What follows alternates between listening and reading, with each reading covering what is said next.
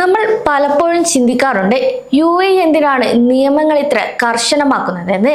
എന്നാൽ ദുബായ് ഭരണാധികാരി Sheikh Mohammed bin Rashid Al Maktoum ഇപ്പോൾ പ്രഖ്യാപിച്ച 2026 രണ്ടാം നമ്പർ പൊതുസുരക്ഷാ നിയമം എന്നത് കേവലം ഒരു താക്കീതല്ല, മറിച്ച് ലോകത്തെ ഏറ്റവും സുരക്ഷിതമായ നഗരമെന്ന ദുബായിയുടെ പദവി ഉറപ്പിക്കാനുള്ള ഒരു ശക്തമായ പ്രഖ്യാപനമാണ്. അതിനാൽ യിൽ താമസിക്കുന്ന നമ്മൾ മലയാളികൾ ഈ നിയമം എന്താണെന്നും എന്തിനാണെന്നും അറിയേണ്ടത് അത്യാവശ്യമാണ്. കാരണം ഇതിലെ പിഴത്തുകകൾ ഒരു സാധാരണക്കാരനെ സംബന്ധിച്ചിടത്തോളം ചിന്തിക്കാവുന്നതിലും അപ്പുറമാണുള്ളത്. ഈ പുതിയ നിയമം പ്രാബല്യത്തിൽ വരുന്നത് 2026 ജൂൺ 1 മുതലാണ്. ദുബായിലെ പൊതുസ്ഥലങ്ങൾ, കെട്ടിടങ്ങൾ, ബീച്ചുകൾ, വിനോദസഞ്ചാര കേന്ദ്രങ്ങൾ എന്നിവിടങ്ങളിലെല്ലാം അതിശക്തമായ ഒരു സുരക്ഷാ വലയം തീർക്കുക എന്നതാണ് ഇതിന്റെ ലക്ഷ്യം. കൂടാതെ നിയമം ലംഘിക്കുന്നവർക്ക് 500 ദിർഹം മുതൽ 10 ലക്ഷം ദിർഹം വരെ പിഴ ചുമത്തുകയും ചെയ്യും. ഇനി ഒരേ തെറ്റ് തന്നെ ഒരു വർഷത്തിനുള്ളിൽ ആവർത്തിച്ചാൽ പിഴത്തുക ഇരട്ടിയാക്കുകയും ചെയ്യും. അതായത് 20 ലക്ഷം ദിർഹം വരെ ഇത് ഉയർന്നേക്കാം. അതിനാൽ നമ്മുടെ ഭാഗത്തു നിന്നുള്ള ഒരു ചെറിയ അശ്രദ്ധ മതി നിങ്ങളുടെ ബിസിനസ്സോ മുഴുവൻ സമ്പാദ്യമോ ഇല്ലാതാകാൻ. അതിനാൽ എല്ലാവരും ഇത്തരമൊരു നിയമങ്ങൾ പാലിക്കേണ്ടത് അത്യാവശ്യമാണ്. കൂടാതെ ഇത് കേവലം ഭയപ്പെടുത്താനല്ല, മറിച്ച് ഓരോ വ്യക്തിയും അറിയാൻ വേണ്ടിയാണ് ഈ അറിയിപ്പ് നൽകിയിട്ടുള്ളതും. ഈ പുതിയ നിയമം വഴി തിരക്ക്, സുരക്ഷിതമല്ലാത്ത അടിസ്ഥാന സൗകര്യങ്ങൾ, മോശമായ കൈകാര്യം ചെയ്യപ്പെടുന്ന ഇവന്റുകൾ, കേൾവി അപകടങ്ങൾ ഒഴിവാക്കുന്നതിനുള്ള ശബ്ദ നിയന്ത്രണ നടപടികൾ എന്നിവയുമായി ബന്ധപ്പെട്ട അപകട സാധ്യതകൾ കുറയ്ക്കുക എന്നതാണ് അധികൃതർ ലക്ഷ്യമിടുന്നത്. കഴിഞ്ഞ കുറച്ചു വർഷങ്ങളായി ഇത്തരത്തിൽ നടന്ന അപകടങ്ങൾ കണക്കിലെടുത്തുകൊണ്ടാണ് ഇക്കാര്യങ്ങളിൽ ഒരു കർശന നിയമം കൊണ്ടുവന്നത്. അതേസമയം ദുബായിലെ സുരക്ഷാ മാനദണ്ഡങ്ങൾ എപ്പോഴും ലോക നിലവാരത്തിലുള്ളതാണ്. എന്നാൽ 2026 എത്തുമ്പോൾ സാങ്കേതിക വിദ്യയും ജനസാന്ദ്രതയും വർദ്ധിച്ച ഈ ഒരു സാഹചര്യത്തിൽ പഴയ നിയമങ്ങൾ പോരാതെ വരുന്നതായാണ് അധികൃതർ വ്യക്തമാക്കുന്നത്.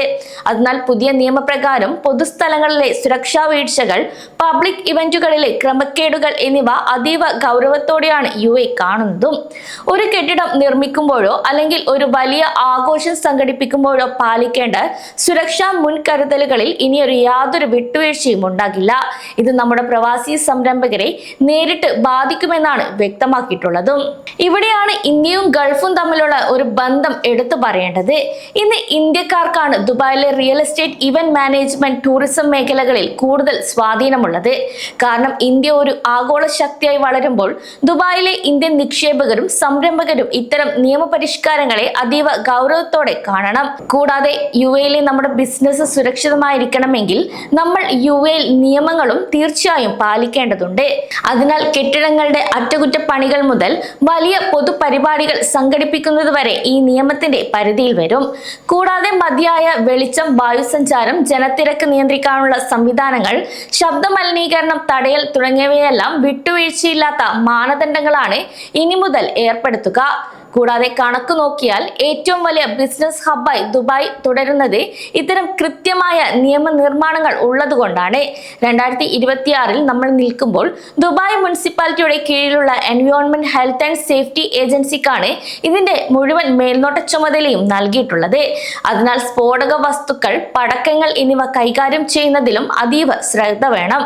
കൂടാതെ ഇത്തരം കാര്യങ്ങൾ ഇനി കൈകാര്യം ചെയ്യണമെങ്കിൽ ഇവന്റ് ഓർഗനൈസർമാർക്ക് ഇനി മുതൽ പരിശീലനം, സുരക്ഷാ ഉദ്യോഗസ്ഥരും ഫസ്റ്റ് എയ്ഡ് സംവിധാനങ്ങളും നിർബന്ധമാണ്.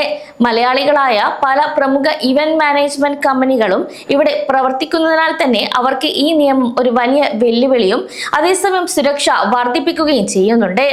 നമ്മൾ പ്രവാസികൾ മനസ്സിലാക്കേണ്ട മറ്റൊരു കാര്യം എന്നത് ഈ നിയമം ബിസിനസ്സിലുള്ളവർക്ക് മാത്രമല്ല പൊതുജനങ്ങൾക്കും ബാധകമാണ് എന്നതാണ്.